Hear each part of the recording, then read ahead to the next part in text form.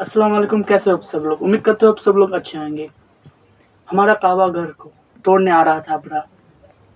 उसका हालात क्या हुआ आज की इस वीडियो में हम लोग देखेंगे। तो चलिए वीडियो को शुरू करते हैं। अब्राह काबा से इतनी नफरत क्यों करता था कि 60,000 फौज लेके काबा पर हमला कर दिया? क्योंकि काबा पूरे अरब के लिए सबसे मुकद्दस जगह बन चुकी थी। पूरे अरब से लोग मक्का इबादत के लिए आते थे, जिससे चंद लोग बहुत पैसा कमा रहे थे। अब्राह को इस बात से बहुत गुस्सा आता था कि ये गरीब मक्का वाले, ना इनका कोई बादशाह है ना कोई गवर्नमेंट है, ये क्यों पूरे अरब का सेंटर बन चुके हैं। तो उसने हमले से पहले अपनी सल्तनत यमन के कैपिटल सना में एक बहुत बड़ा चर्च बनाया ताकि लोग काबा को छोड़कर उसके पास आए। लेकिन ये प्रोजेक्ट पूरी तरह फ्लॉप हो गया, जिसके बाद अब्राह के पास सिर्फ एक ऑप्शन बचा था, किसी तरह काबा को गिराया जाए। अब्राह किसी बादशाह के घर में पैदा नहीं हुआ था, बल्कि ये रोमन एम्पायर के एक छोटे से शहर के एक छोटे से बिजनेसमैन का गुलाम था। असल में मसला ये था कि यमन और हबशा की लड़ाई बहुत अरसे से चल रही थी, क्योंकि यमन वाज डोमिनेटेड बाय जूज, यहूदी, और हबशा में सारे क्रिश्चियंस रहते थे। तो क्या होना था? तो पहले यहूदियों ने हमला किया और क्रिश्चियन इलाकों में बहुत तबाही मचाई, जिसकी वजह से सुपर पावर रोमन एम्पायर को बहुत गुस्सा आया। तब भी क्रिश्चियंस ही सुपर पावर थे, तो रोमन एम्पायर ने हबशा में अपने क्रिश्चियन भाइयों की मदद करके यमन में यहूदियों की सल्तनत हमेशा के लिए खत्म कर दी। और इस काम के लिए उन्होंने अपने ही गुलाम को भेजा, जिसका नाम था अब्राह, जो 1,00,000 फौज लेकर गया और यहूदियों की तबाही मचा दी। इस जीत के बाद अब्राह बहुत ज्यादा स्ट्रांग हो गया और उसने यमन को अपने ही मुल्क हबशा से अलग कर लिया। हबशा के बादशाह को इस पर बहुत गुस्सा आया और उसने फिर एक फौज भेजी, लेकिन इस बार अब्राह के खिलाफ। इस नई फौज ने अपने ही जनरल को कत्ल करके अब्राह के सामने पेश किया और अब्राह के फौज में शामिल हो गया। इसके बाद अब्राह पूरे अरब का सबसे ताकतवर बादशाह बन गया और पूरे अरब में उसका इन्फ्लुएंस फैल गया, सिवाय एक चीज के। हर साल पूरे अरब से हजारों लोग मक्का में काबा के तवाफ के लिए जाया करते थे।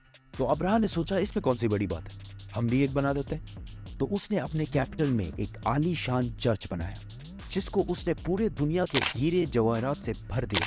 ये बिल्डिंग पूरे अरब में सबसे खूबसूरत और आलीशान बिल्डिंग थी। अरबियों ने इससे पहले ऐसी कोई चीज नहीं देखी थी, लेकिन कोई भी इसकी इबादत के लिए नहीं आया और सब उसी पुराने काबा की तरफ जाते रहे। इतना खर्चा और इतना सब कुछ करने के बाद भी जब अब्राह फेल हुआ, तो उसके पास सिर्फ एक ही ऑप्शन बचा। तो उसने 60,000 लोगों की फौज जमा की और काबा पर हमला कर दिया। अभी तक जितनी स्टोरी हमने बताई है, वो सिर्फ इस्लाम में ही नहीं बल्कि हिस्ट्री में भी लिखी हुई है, जो कि पुराने जमाने के अरबी इंस्क्रिप्शन से उठाई गई है। इन सब में अब्राह एक बहुत बड़ा बादशाह था, लेकिन उसके मक्का जाने का कोई भी जिक्र नहीं है।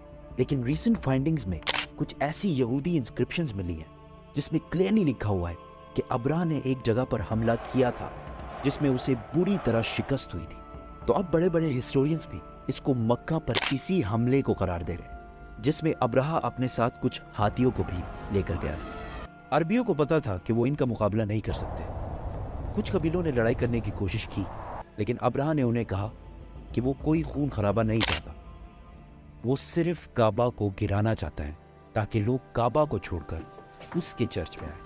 आसपास सब लूटने के बाद जब वो मक्का पहुंचा, तो उसने उनके चीफ को बुलाया। तो अब्दुल मुतलिब ने आकर कहा कि आपने मेरे कुछ ऊंट कब्जा किए हैं, वो मुझे वापस कर दें। तो अब्राह ने हंस कर कहा कि मुझे तो लगा तुम बहुत बहादुर शख्स होगे, तुम्हें तो अपने ऊंटों की टेंशन है।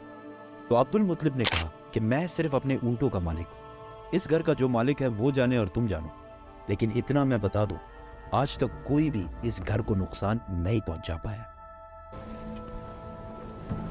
अल्लाह।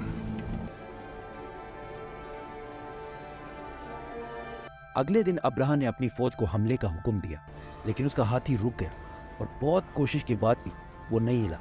उसी वक्त आसमान से कुछ परिंदे आए और हर एक के मुंह में एक पत्थर था।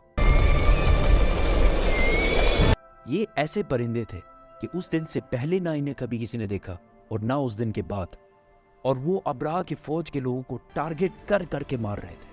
अब इसको बहुत सारे हिस्टोरियंस ने स्मॉल पॉक्स की एक एक्सट्रीम किस्म का है, क्योंकि जैसे ही पत्थर इनके जिस्म को लगता था, तो वो खारिश कर करके अपने ही गोश्त को निकाल देते।